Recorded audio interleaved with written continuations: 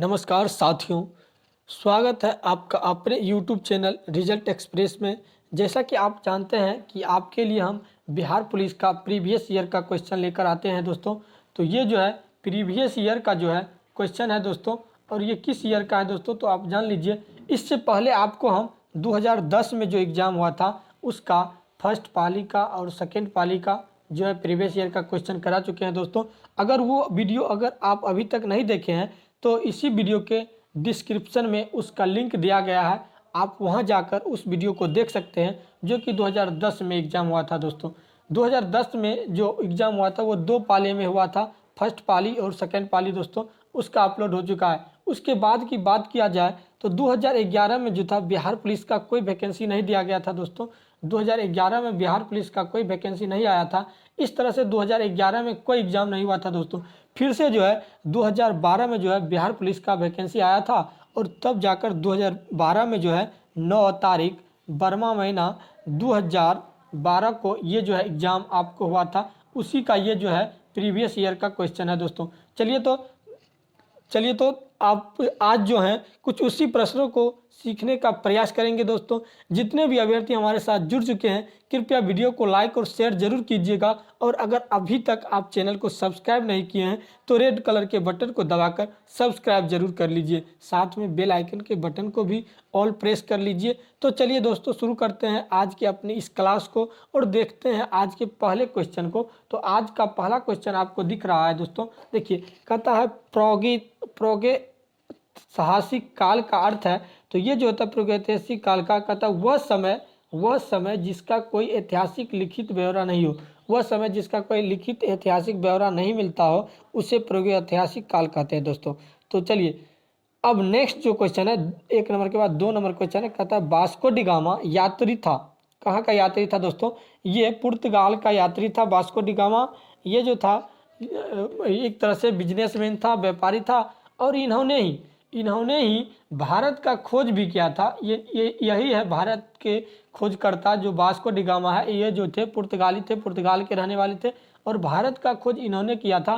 कितना ईस्वी में किया था दोस्तों? अगर आपसे पूछा जाएगा तो 1400, यहाँ कितना ईस्वी में किया था दोस्तों ये भारत का खोज? तो 1400 ये जो है 98 ईस्वी में किया था खोज भारत का। अगर भारत के बाद अगर अमेरिका की बात करें दोस्तों तो अमेरिका का खोज कोलंबस ने किया था। अमेरिका का खोज कोलंबस ने किया था। कितना ईस्वी में किया था कोलंबस ने? तो वो जो है 1492 में किया था दोस्तों। वो जो है 1492 में किया था अमेरिका का खोज। और 1492 के बाद वास्को डी गामा ने समुद्री मार्ग से होते हुए भारत आया था, और वही जो है 1498 में भारत का खोज किया था दोस्तों। ये जो है ये जो थे पुर्तगाली थे वास्को डी गामा, और भारत का भी खोज किए थे। भारत के खोजकर्ता कौन है? तो यही वास्को डी गामा ही भारत का खोजकर्ता है, पुर्तगाली है। और कितना में? तो 1498 ईस्वी में भारत का खोज किए थे। चलिए अगला क्वेश्चन है, कहता है संविधान में कितने वर्ष तक के बच्चे के लिए निःशुल्क एवं अनिवार्य शिक्षा की व्यवस्था की गई है दोस्तों? तो आपको ये पता होना चाहिए कितने वर्ष के दोस्तों। ये जो है 6 से लेकर और 14 वर्ष तक के लिए बच्चों के लिए अनिवार्य शिक्षा, मतलब निःशुल्क एवं अनिवार्य शिक्षा जो है व्यवस्था 6 से 14 वर्ष के लिए किया गया है दोस्तों। यानी कि 6 में जो होता है छठे वर्ष में जो एडमिशन होता है सरकारी स्कूल में प्राथमिक कक्षा में, और 14 वर्ष तक वो जो है मैट्रिक का एग्जाम देता है। इस तरह से उसका जो प्रारंभिक शिक्षा है वो जो है फ्री है, निःशुल्क है। चलिए अगला 4 नंबर क्वेश्चन है, कहता है नगर निगम के अध्यक्ष कौन है? नगर निगम के अध्यक्ष कौन होते हैं दोस्तों? तो नगर में महापौर चलते हैं दोस्तों। नगर में महापौर चलते हैं। गांव में पंचायत चलते हैं दोस्तों। गांव में पंचायत चलते हैं। चलिए इस तरह से अगला क्वेश्चन है 5 नंबर, कहता है बांग्लादेश एक स्वतंत्र राष्ट्र बना। कहता है बांग्लादेश की बात कहता है कि बांग्लादेश एक स्वतंत्र राष्ट्र कब बना दोस्तों? तो ये जो है बांग्लादेश जो स्वतंत्र राष्ट्र 1971 ईस्वी में बना दोस्तों। 1971 ईस्वी में बांग्लादेश जो है स्वतंत्र हो गया दोस्तों। चलिए अगला जो है ये भारत से स्वतंत्र हुआ था। चलिए अगला जो है 42वें संवैधानिक संशोधन द्वारा भारतीय संविधान की प्रस्तावना में निम्नलिखित विशेषता जोड़ी गई थी दोस्तों। ये जो 42वें संशोधन हुआ था उसमें निम्नलिखित में से कौन सी विशेषता जोड़ी गई थी दोस्तों? ये जो विशेषता था वो धर्मनिरपेक्षता का विशेषता जोड़ा गया था 42वें संशोधन में। चलिए नेक्स्ट नंबर क्वेश्चन है, अगला नंबर 7 नंबर कहता है सांप्रदायिकता का अर्थ है। सांप्रदायिकता जो आप संविधान में सुनते हैं शब्द, इसका क्या अर्थ है दोस्तों? इसका सांप्रदायिकता का मतलब है कि धर्म के आधार पर सामाजिक विभाजन, मतलब धर्म के आधार पर सामाजिक विभाजन, यही जो सांप्रदायिकता का विभाजन, मतलब सांप्रदायिकता का अर्थ है धर्म के आधार पर सामाजिक विभाजन। चलिए अगला जो क्वेश्चन है 8 नंबर कहता है 2011 की जनमतगणना के अनुसार महिलाओं में साक्षरता प्रतिशत लगभग कितना है दोस्तों? महिलाओं में साक्षरता प्रतिशत कितना दोस्तों? पूरे भारत की बात हो रही है, तो 8 का सही आंसर हो जाएगा 50%, मतलब 50%। चलिए और आपको इसमें आपको एक कमेंट में अगर जवाब देना है, अगर आपको अगर पता है दोस्तों 2011 के जनगणना के अनुसार 2011 के मतलब जनगणना के अनुसार केरल जो राज्य है वो जो है साक्षरता राज्य, सबसे अधिक साक्षरता राज्य जो है बन गया था। चलिए अगला जो 9 नंबर क्वेश्चन है कहता है भारतीय राष्ट्रीय कांग्रेस के संस्थापक कौन है? भारतीय राष्ट्रीय कांग्रेस के संस्थापक कौन है? तो ए ओम ह्यूम दोस्तों हो जाएगा इसका। बहुत ही अच्छा क्वेश्चन है, बहुत सारे एग्जाम में आया हुआ है। ए ओ ह्यूम भारतीय राष्ट्रीय कांग्रेस के संस्थापक ए ओ ह्यूम बहुत बार पूछा जा चुका है दोस्तों। चलिए 10 नंबर क्वेश्चन है कहता है भारत में चुनाव की सबसे छोटी इकाई क्या है दोस्तों? तो सबसे छोटी इकाई जो है ग्राम पंचायत होता है दोस्तों। भारत में ग्राम पंचायत होता है जो गांव में होता है। चलिए 11 नंबर क्वेश्चन है कहता है संयुक्त राष्ट्र के सुरक्षा परिषद के बारे में क्या सही नहीं है? इसमें से क्या जो है सही नहीं है? तो देखिए दोस्तों ये इसके 5 अस्थायी और 10 अस्थायी सदस्य हैं, ये जो है सही है। वो अस्थायी सदस्य का चयन 5 वर्षों के लिए होता है दोस्तों, ये जो है ये सही नहीं है। चलिए अगला जो क्वेश्चन है 12 नंबर कहता है भारत की स्वतंत्रता के बाद निम्न में से कौन सा भारतीय गवर्नर जनरल बना था? भारत जब स्वतंत्र हुआ था उस समय कौन गवर्नर जनरल बना था दोस्तों? तो सी मतलब कि चक्रवर्ती राजगोपालाचारी यही बने थे, चक्रवर्ती राजगोपालाचारी बने थे दोस्तों। अगला क्वेश्चन 12 के बाद 13 नंबर क्वेश्चन है कहता है गुट निरपेक्ष आंदोलन की स्थापना से कौन नहीं जुड़ा? गुट निरपेक्ष आंदोलन की स्थापना से कौन नहीं जुड़ा? तो ये इसमें से जो है आपका सही आंसर हो जाएगा बेनजीर भुट्टो। ये गुट निरपेक्ष आंदोलन की स्थापना से नहीं जुड़ा है, ये बेनजी भुट्टो। चलिए अगला क्वेश्चन 14 नंबर क्वेश्चन देखते हैं कहता है किन कारणों के आधार पर भारत में व्यक्ति मताधिकार का प्रयोग नहीं कर सकता दोस्तों? मतलब कहता है किस स्थिति में जो भारत के व्यक्ति रहेंगे वो भारत में मताधिकार मतलब वोट नहीं दे सकते हैं? तो इसका जो देखिए मानसिक रूप से विकृति, इसको छोड़ देते हैं, गरीबी रेखा से नीचे, इसको देखिए गरीबी रेखा से नीचे ऐसा तो नहीं होता, अवयस्क विकलांग रहेगा तब पर भी वोट दे सकता है दोस्तों, वयस्क रहेगा तब पर भी वोट दे सकता है, गरीबी रेखा से नीचे रहेगा तब पर भी वोट दे सकता है। वोट उसका सही जगह पर जाता है या नहीं जाता है, इसलिए देखा जाता है कि मानसिक रूप से विकृत, मतलब ऐसे पर्सन को नहीं दिया जाएगा वोट जो मानसिक रूप से विकृत रहेगा, मतलब कि उसका मानसिक संतुलन जो रहेगा वो जो है बिगड़ा हुआ रहेगा। चलिए अगला जो है 15 नंबर क्वेश्चन कहता है भारत में अभियुक्त को दी गई फांसी की सजा को निरस्त करने का अधिकार किसके पास है? तो आप इसका सही आंसर दीजिए दोस्तों। इसका जो सही आंसर हो जाएगा राष्ट्रपति होगा दोस्तों। ये जो है अगर आपको कोई अगर बड़ा सजा हो गया, अगर हाई कोर्ट तक जाते हैं दोस्तों, यानी कि उच्च न्यायालय तक जाते हैं, तो आपको जो है वो अगर आप राष्ट्रपति तक अगर बात ले जाते हैं दोस्तों, तो राष्ट्रपति के द्वारा आपका सजा जो है, आपको यदि फांसी का सजा है यानी कि आपको सजा जो है कम हो सकता है। अगर फांसी का सजा है तो आपको उम्र कैद भी उसके जगह पर मिल सकता है, सजा को कम कर दिया जाएगा। अगर राष्ट्रपति को ही अधिकार है लास्ट ऑप्शन कि आपके फांसी को रोक सकता है या सजा को कम कर सकता है। चलिए अगला क्वेश्चन है 16 नंबर कहता है ब्रिटिश प्रधानमंत्री ग्रेनविले ने स्टॉप एक्ट किस वर्ष में पारित किया था? ये कब पारित किया था दोस्तों? ये 1765 ईस्वी में पारित किया था। अगला जो क्वेश्चन है कहता है रॉलेट एक्ट कब पारित हुआ था दोस्तों? रॉलेट एक्ट जो था आपका 1919 ईस्वी में पारित हुआ था। कब हुआ था? 1919 ईस्वी में दोस्तों। चलिए अगला कहता है राजा राम मोहन राय ने किस सामाजिक बुराई को खत्म करने के लिए संघर्ष किया दोस्तों? तो ये जो है सती प्रथा को खत्म करने के लिए जो है ये जो है संघर्ष किए थे दोस्तों। और इन्होंने ही राजा राम मोहन राय ही ने पुनर्जागरण की शुरुआत किया था, वही पुनर्जागरण का भी। और ये जो थे ब्रह्म समाज की स्थापना इन्होंने ही किए थे। तो आप याद रखिएगा, पुनर्जागरण की बात की जाए तब पर भी राजा राम मोहन राय, अगर ब्रह्म समाज की स्थापना की बात की जाए तब पर भी राजा राम मोहन राय, और अगर सती प्रथा की बात की जाए तब पर भी राजा राम मोहन राय ने साथ दिया था। चलिए अगला जो क्वेश्चन है 18 के बाद 19 नंबर क्वेश्चन कहता है, भारत में पुर्तगाल उपनिवेश की राजधानी गोवा को बनाने वाले व्यक्ति थे। कौन व्यक्ति थे जो गोवा को बनाए थे दोस्तों? भारतीय पुर्तगाल उपनिवेश कौन व्यक्ति थे जो गोवा को राजधानी गोवा को बनाने वाले थे? तो इसका सही आंसर हो जाएगा अल्फांसो डी अल्बुकर्क। चलिए 19 के बाद 20 नंबर क्वेश्चन है, कहता है अंग्रेजी सरकार द्वारा किस ईस्वी में सूती वस्त्र पर आयात हटा लिया गया? तो इसका जो सही आंसर आपका हो जाएगा, ये जो है 1881 ईस्वी में जो है आयात कर हटा लिया गया दोस्तों, याद रखिएगा। चलिए 21 नंबर क्वेश्चन है, कहता है मध्यकालीन समय डैश से वीं शताब्दी तक कहा जाता है, मतलब मध्यकालीन समय। तो ये जो है दोस्तों, ये मध्यकालीन समय जो स्टार्ट होता है वो 8वीं से लेकर 16वीं शताब्दी तक, मतलब कि 8 दूना 16, 8 × 2 = 16, मतलब कि 8 और 16, 8 दूना 16। ऐसे आप याद रखिएगा कि मध्यकालीन समय जो था इस ऐसे 8 से लेकर और 16 तक ये शताब्दी तक कहा जाता है। चलिए अगला जो 22 नंबर क्वेश्चन है, कहता है सन 1857 की क्रांति की शुरुआत कहाँ हुई थी दोस्तों? ये जो थे ये सर यही मेरठ में हुआ था, ये जो क्रांति थे मेरठ में हुआ था दोस्तों।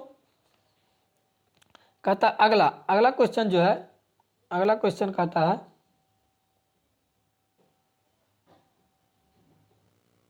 चलिए अगला क्वेश्चन कहता है 23 नंबर, कहता है मगध साम्राज्य की प्राचीनतम राजधानी थी, कौन थी?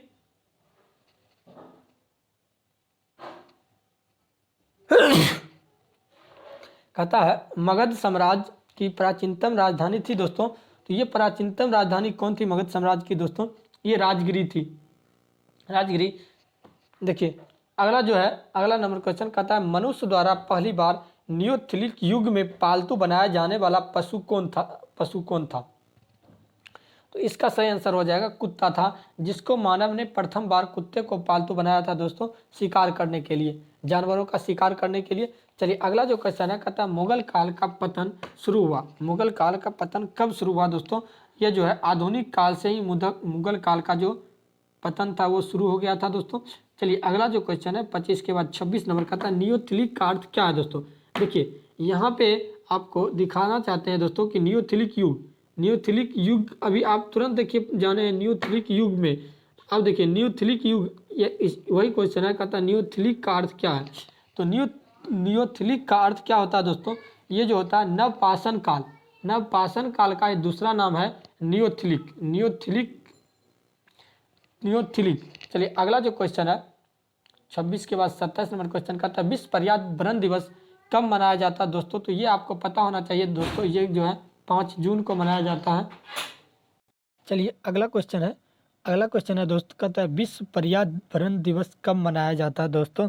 ये जो है 5 जून को मनाया जाता है, आपको पता ही होगा। चलिए अगला क्वेश्चन है 28 नंबर, कहता है निम्न में से कौन सा प्राकृतिक पर्यावरण का घटक नहीं है दोस्तों? ये जो है प्राकृतिक पर्यावरण का घटक जो है बांध जो है नहीं है। ये जो है हवा जो है प्राकृतिक है, ये वन है प्राकृतिक, ये जल प्राकृतिक है, ये बांध जो है प्राकृतिक, मतलब प्राकृतिक पर्यावरण का घटक नहीं है। चलिए अगला क्वेश्चन 29 नंबर क्वेश्चन है, कहता है पर्यावरण के जैविक या अजैविक घटकों के अंतर संबंध का अध्ययन कहलाता है दोस्तों। तो अध्ययन क्या कहलाता है दोस्तों? तो ये पारिस्थितिकी कहलाता है दोस्तों। चलिए 29 नंबर के बाद 30 नंबर क्वेश्चन है, कहता है जलप्रपात का निर्माण निम्न में से किस कारक द्वारा होता है दोस्तों? ये जलप्रपात का निर्माण दोस्तों नदी द्वारा होगा। जल की बात है तो जल नदी के द्वारा होता है, पवन के द्वारा नहीं होगा, लहरें के द्वारा नहीं होगा, हिमानी के द्वारा नहीं होगा।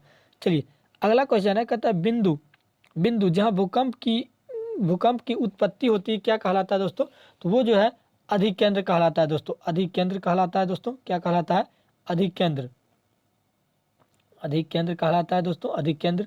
ये कितना लोग भूकंप केंद्र मार के चले आते हैं, भूकंप केंद्र नहीं होगा दोस्तों। चलिए अगला 32 नंबर क्वेश्चन है, कहता है ज्वाला के मुख को कहते हैं दोस्तों, ज्वाला के मुख को क्या कहते हैं दोस्तों, तो ज्वाला के मुख को ज्वालामुखी नहीं, ठीक है दोस्त, ज्वालामुखी के मुख को क्या कहते हैं दोस्तों, तो इसका सही आंसर हो जाएगा क्रेटर, क्रेटर कहते हैं, ज्वालामुखी के मुख को क्रेटर कहते हैं। अगला क्वेश्चन है, निम्न में से कौन सा पुनर्नवीर्तीय संसाधन है दोस्तों, ये मतलब कौन पुनर्नवीर्तीय संसाधन है, तो इसका सही आंसर हो जाएगा लोह एस्क। चलिए अगला जो क्वेश्चन है 34 नंबर, कहता है भारत के पश्चिमी तट पर स्थित राज्य जिसकी तटरेखा सबसे लंबी है वह तो ये है गुजरात। गुजरात की जो तट, भारत के पश्चिमी तट पर गुजरात राज्य जो है इसी की तटरेखा जो है बहुत लंबी है, सबसे लंबी। चलिए अगला जो है जैविक संसाधन का एक उदाहरण है, जैविक संसाधन का एक उदाहरण कौन सा है दोस्तों, तो जैविक संसाधन का एक उदाहरण जो है आपका वन हो जाएगा, वन। चलिए अगला जो है 36 नंबर क्वेश्चन, कहता है शहर जो भारत का कॉटन पोलिस के नाम से जाना जाता है, नाम से जाना जाता है वह कौन सा है दोस्तों, तो इसमें दिल्ली है दोस्तों, जो कॉटन पोलिस के नाम से जाना जाता है, cotton police Delhi, sorry Mumbai, 36 का मुंबई हो जाएगा दोस्तों। चलिए अगला क्वेश्चन है 37 नंबर, कहता है जानवर जो पेरियार राष्ट्रीय उद्यान के मुख्यतः संरक्षण में है वह कौन सा है दोस्तों, तो हाथी है दोस्तों। अगर आपको पता है कि पेरियार राष्ट्रीय उद्यान कहाँ है दोस्तों, तो आप कमेंट करके बता दीजिए, बहुत अच्छी बात होगी। अगर नहीं जानते हैं तो गूगल से सर्च करके बता दीजिए। चलिए अगला जो क्वेश्चन है 38 नंबर, कहता है भूकंप से संबंधित अध्ययन कहलाता है दोस्तों, तो भूकंप से संबंधित जो अध्ययन होता है दोस्तों उसको सिस्मोलॉजी कहते हैं दोस्तों, सिस्मोलॉजी कहते हैं। अगर भूकंप से संबंधित ये जो अध्ययन है उसको सिस्मोलॉजी कहते हैं। अगर भूकंप से संबंधित, अगर भूकंप को मापने वाले अगर यंत्र का बात किया जाए तब वो सिस्मोग्राफी होता है। सिस्मोग्राफी जो होता है भूकंप की तीव्रता को मापता है दोस्तों। चलिए अगला क्वेश्चन कहता है निम्न में से कौन नदी की निक्षेपण क्रिया द्वारा बनता है दोस्तों, नदी की निक्षेपण क्रिया द्वारा कौन बनता है दोस्तों, ये डेल्टा जो है नदी की निक्षेपण क्रिया द्वारा बनता है। अगला जो है दोस्तों कहता है धात्री प्लस अंश और नए जोड़ इक की सही क्या होगा दोस्तों, ये धात्रिंश हो जाएगा जो दोस्तों, धात्रिंश, ये धात्रिंश और नायक। चलिए अगला नंबर क्वेश्चन है 40 के बाद 41 नंबर, कहता है अंशुमाली समास का विग्रह सहित भेद है, इसका विग्रह सहित, तो अंशु है माला जिसकी अर्थात सूर्य, कौन समास, तो बहुव्रीहि समास। चलिए अगला जो क्वेश्चन है ये इसका आंसर हो जाएगा आपका ए 41 का। 42 नंबर क्वेश्चन है, कहता है नि उपसर्ग से बने शब्दों का सही क्रम क्या होगा दोस्तों, तो ये सही क्रम जो होगा निबंध होगा, निषेध होगा, निर्धन होगा, निस्तेज होगा, ये ऑप्शन नंबर बी सही हो जाएगा। चलिए अगला क्वेश्चन कहता है 43 नंबर, कहता है इनमें संबोधन कारक का शुद्ध रूप है, संबोधन कारक का शुद्ध रूप कौन सा है दोस्तों, तो इसका सही आंसर आपका हो जाएगा ये भाइयों और बहनों, भाइयों और बहनों। चलिए अगला 43 के बाद 44 नंबर क्वेश्चन कहता है यह लड़की बहुत सुंदर है, वाक्य में लड़की शब्द क्या है दोस्तों, लड़की शब्द जो है पद है, लड़की शब्द पद है दोस्तों। अगला क्वेश्चन कहता है आ बैल डैश अपूर्ण लोकोक्ति का सही आंसर है, आ बैल, इसके बाद लोकोक्ति जो है इस कौन सा लोकोक्ति से ये शब्द पूरा हो जाएगा दोस्तों, देखिए कितना इजी क्वेश्चन पूछा है, आ बैल मुझे मार, ऐसा वाक्य आप सुने होंगे लोकोक्ति, इसका सही आंसर सी हो जाएगा। चलिए अगला क्वेश्चन जो है 46 का कहता है गुरु का स्त्रीलिंग रूप बनाने वाला प्रत्यय है दोस्तों, तो ऐसा इस गुरु में के लास्ट में कौन सा चार में से शब्द जोड़ दे जो गुरु का जो है स्त्रीलिंग रूप बनाने के लिए लायक है, मतलब कि उचित है, तो ये जो है आइन, आइन सी इसका आंसर हो जाएगा, गुरुआइन बन जाएगा दोस्तों। चलिए अगला जो है कहता है विश्व व्यापार संगठन का मुख्यालय कहाँ है दोस्तों, विश्व व्यापार संगठन का मुख्यालय जेनेवा में है दोस्तों, जेनेवा में। चलिए अगला क्वेश्चन है 48 नंबर, कहता है भारतीय खिलाड़ी जिसे हाल ही में सन 2012 ईस्वी में राज्यसभा का सदस्य मनोनीत किया गया वह कौन है दोस्तों, तो इस सचिन तेंदुलकर थे, सचिन तेंदुलकर। चलिए अगला जो 48 के बाद 49 नंबर क्वेश्चन कहता है अंतरिक्ष में जाने वाला पहली भारतीय महिला कौन था, तो ये कल्पना चावला की बात हो जाएगा दोस्तों, कल्पना चावला थी। चलिए अगला जो क्वेश्चन है कहता है सरस्वती सम्मान पुरस्कार किस क्षेत्र में दिया जाता है दोस्तों, ये सरस्वती सम्मान पुरस्कार जो है किस क्षेत्र में दिया जाता है, तो इसका सही आंसर हो जाएगा दोस्तों साहित्य, साहित्य क्षेत्र में दिया जाता है दोस्तों। और आपको अगर आपको पता है दोस्तों कि अर्जुन अर्जुन सम्मान पुरस्कार किस क्षेत्र में दिया जाता है, तो आप उसको जल्दी से बता दीजिए दोस्तों। अर्जुन सम्मान पुरस्कार कमेंट में जल्दी से बताइए 50 नंबर देकर, अगर आपको पता है। चलिए अगला क्वेश्चन है, कहता है 51 नंबर, लंदन ओलंपिक 2012 में भारत द्वारा मेडल जीते गए, 6 मेडल जीते गए दोस्तों, 6 मेडल। चलिए अगला जो क्वेश्चन है, कहता है 52 नंबर, कहता है रहमतुल्लाह कप किस खेल से जुड़ा हुआ दोस्तों, तो रहमतुल्लाह जो है बैडमिंटन से जुड़ा हुआ, रहमतुल्लाह कप बैडमिंटन से। चलिए अगला जो क्वेश्चन है, कहता है मनुष्य ने चंद्रमा पर पहली बार किस वर्ष पैर रखा दोस्तों, तो इसका सही आंसर हो जाएगा 1969 में, 1969 में। चलिए अगला जो क्वेश्चन है, कहता है something is wrong with one this singular, इसका सही आंसर हो जाएगा, देखिए ये जो है, ये आपका पहले ये जो है सिंगुलर है, उसके बाद प्लूरल है, इसका सही आंसर ये, बाकी सब सिंगुलर ही है।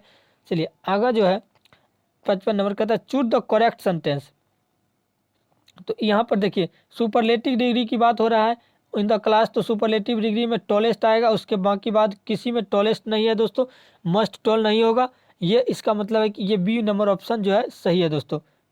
चलिए अगला कहता है 56 number, which of these is a feminine gender of blonde, blonde का फेमिनिन जेंडर कौन सा होगा दोस्तों, तो ब्लॉन्डी हो जाएगा इसका सही आंसर। चलिए अगला जो क्वेश्चन है 56 के बाद 57 नंबर क्वेश्चन कहता है supply the correct form of the verb, इसका सप्लाई करेंगे तो वाज रेनिंग हो जाएगा दोस्तों, वाज रेनिंग। 57 का ऑप्शन नंबर डी। 58 नंबर कहता है चूज द करेक्ट सेंटेंस, कहता है इसका सही आंसर होगा इफ आई विन और lottery I will buy a car, यदि मैं एक लॉटरी जीतूंगा तब मैं एक कार खरीदूंगा दोस्तों। इसमें विल लगाने का ये संभावना वाली बात पहले से ही हो रहा है दोस्तों, ये जो है कल्पना कर रहा है कि इफ आई विल विन, तो इसमें पहले से कल्पना कर रहा है दोस्तों, तो ये विल जो है ये फ्यूचर बनाने के लिए लगाया जाता है, ये पहले से इफ लगा के जो फ्यूचर वाली बात कर दिया है, तो इसमें विल नहीं लगेगा, ये तो गलत है। इसमें कहता है if I am win, am तो इसमें नहीं लगेगा, अगर मैं जीतता हूँ, ये संभावना वाली बात नहीं हो जाएगा तब फिर। इसमें कहता है इफ आई वुड, ये कहता है यदि मैं जीता होता, मतलब कि पास्ट की बात बोल रहा है, जीता होता तब मैं एक कार खरीदूंगा। अगर ये तो बात हो गया है कि या तो जीता होगा, नहीं होगा तो ये नहीं होगा, इसका सही ऑप्शन नंबर बी हो जाएगा दोस्तों, बी। चलिए 58 के बाद 59 नंबर कहता है fill in the blank with the correct option of Kartik and Urmila, इसका सही आंसर हो जाएगा दोस्तों लेटर, ऑप्शन नंबर ए। चलिए अगला जो क्वेश्चन है, कहता है one of these is not singular identify, ये जो है आपका सही आंसर डाटा हो जाएगा दोस्तों, डाटा। चलिए अगला क्वेश्चन कहता है उल्लू की आंख में पाई जाती है केवल, क्या पाई जाती है, तो सलाका कोशिकाएं, उल्लू की आंख में केवल सलाका कोशिकाएं पाई जाती है दोस्तों। चलिए अगला जो क्वेश्चन है 61 के बाद 62 नंबर, कहता है गाय का दूध क्या होता है, पीला नहीं होता है दोस्तों, ये जो होता है थोड़ा, ये जो होता है थोड़ा थोड़ा पीला होता है दोस्तों। वसा कम वसा युक्त होता है, ये जो है कम वसा युक्त होता है दोस्तों, पीला नहीं होता है, पीला नहीं होता दोस्तों, पीला होता है थोड़ा थोड़ा, तो ये तो गलत हो जाएगा दोस्तों। कहता है कम वसा युक्त, ये सही है दोस्तों।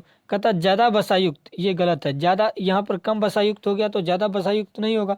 सफ़ेद होता है दोस्तों, तो ये सफ़ेद नहीं होता दोस्तों, ये जो थोड़ा है पीला और थोड़ा उजला के बीच में जो रंग होता है वही होता है। अंडा देने वाले स्तनधारी है दोस्तों, इसमें से कौन अंडा देने वाले, तो व्हेल मछली जो है दोस्तों, वो जो है अंडा भी देते हैं व्हेल मछली। चलिए अगला जो क्वेश्चन है, कहता है द्वितीय महायुद्ध के अंतिम चरण में परमाणु बम विस्फोट से कौन सा शहर सबसे ज़्यादा प्रभावित हुआ था दोस्तों, ये जो था हिरोशिमा सबसे ज़्यादा प्रभावित हुआ था दोस्तों, हिरोशिमा जो है सबसे ज़्यादा प्रभावित हुआ था। और ये हिरोशिमा कहाँ है, हिरोशिमा जापान और नागासाकी के बीच है, जापान देश में ये हिरोशिमा है दोस्तों। हिरोशिमा जो विश्व युद्ध में, जो महायुद्ध में जो है आप मतलब इस पे बम गिरा दिया गया था। देखिए इनमें से कौन सा घरेलू अपशिष्ट जैव अनवंतनीय नहीं है दोस्तों, तो इसका सही आंसर हो जाएगा प्लास्टिक की थैली। चलिए अगला जो क्वेश्चन है, कहता है शैवाल, जल पक्षी, बड़ी मछली और छोटी मछली से बनी आहार श्रृंखला में डीडीटी का सांद्र किस जीव में सबसे अधिक होता है दोस्तों, डीडीटी में सबसे अधिक होता है दोस्तों, ये जो है जल पक्षी में सबसे अधिक होता है, जल पक्षी में सबसे अधिक होता है दोस्तों। अगला क्वेश्चन है 67 नंबर क्वेश्चन कहता है फफूंदी है, फफूंदी क्या है दोस्तों, फफूंदी जो है ये फफूंदी क्या है दोस्तों, तो फफूंदी जो है परजीवी एवं सैप्रोफिटिक दोनों है, परजीवी में सैप्रोफिटिक, परजीवी भी है, सैप्रोफिटिक, इसका ऑप्शन नंबर सी सही हो जाएगा। चलिए अगला जो 68 नंबर क्वेश्चन है, कहता है एडिटिव भोजन में होते हैं। एडिटिव भोजन में क्या होते हैं दोस्तों? तो एडिटिव भोजन में ये रोगनाशक भी होते हैं, खनिज भी होते हैं। इसका मतलब है कि रोगनाशक एवं खनिज दोनों होते हैं। चलिए अगला 68 के बाद 69 नंबर क्वेश्चन है, कहता है किस पदार्थ के परिवहन के लिए पौधे को ऊर्जा चाहिए? तो खनिज के परिवहन के लिए पौधे को ऊर्जा चाहिए, तब उसमें खनिज जो है परिवहन करेगा दोस्तों। ठीक है, अगला जो क्वेश्चन है, कहता है एक अवतल लेंस के लिए वस्तु की दूरी का चिन्ह होगा दोस्तों। एक अवतल लेंस के लिए वस्तु के, तो यहाँ पर आप सुन लीजिए दोस्तों, आप लाइफ टाइम याद रखिएगा कि वस्तु को किसी भी लेंस या दर्पण के लिए बाएं लेने की प्रथा है, मतलब बाएं बाएं लेने की ये जो है ना प्रथा है, मतलब ये परंपरा है एक तरह से, जिसे ऋणात्मक ही लिया जाता है, हमेशा ऋणात्मक ही लिया जाता है। इसका आंसर हो जाएगा ऋणात्मक सही। इस तरह से दोस्तों आपको जो बिहार पुलिस का जो ये जो 2012 का जो क्वेश्चन था दोस्तों, ये 2012 का, ये भी आपको 1 से लेकर 70 तक जो है समाप्त हो गया दोस्तों। 1 से 70 तक समाप्त हो गया है। अब आपको 30 क्वेश्चन इसका बचा है 2012 का। ये 30 क्वेश्चन आपको नेक्स्ट वीडियो में मिलेगा दोस्तों। तब तक के लिए अगर आप चैनल को सब्सक्राइब नहीं किए हैं दोस्तों, तो चैनल को सब्सक्राइब कर लीजिए, बेल आइकन को ऑन कर लीजिए, वीडियो को लाइक कर दीजिए दोस्तों। और अगर वीडियो आपको बहुत अत्यधिक पसंद आ गया है दोस्तों, तो कृपया दोस्त लोग में शेयर कर दीजिए। और अगर वीडियो को अगर थोड़ा लेट के देखते हैं, तो अभी आपको डिस्क्रिप्शन में ही इसके जो है पार्ट 2 का लिंक मिल जाएगा। डिस्क्रिप्शन में जाइए, आपको वीडियो का लिंक मिल जाएगा पार्ट 2, वहाँ से जाके पार्ट 2 देख लीजिए। और इससे पहले अगर 2010 का जो प्रथम पाली और द्वितीय पाली का अगर आप क्वेश्चन नहीं देखे हैं दोस्तों, तो ये जो फर्स्ट सिटिंग और सेकेंड सिटिंग का क्वेश्चन आप जाके पहले देख लीजिए। वो भी बहुत ही इंपॉर्टेंट क्वेश्चन है, जो आपके एग्जाम में जो है 2021 में या जो भी हो, आपको एग्जाम में आने वाला है दोस्तों, फायरमैन हो या कुछ भी। चलिए तो मिलते हैं नेक्स्ट वीडियो में, तब तक के लिए धन्यवाद। जय हिंद।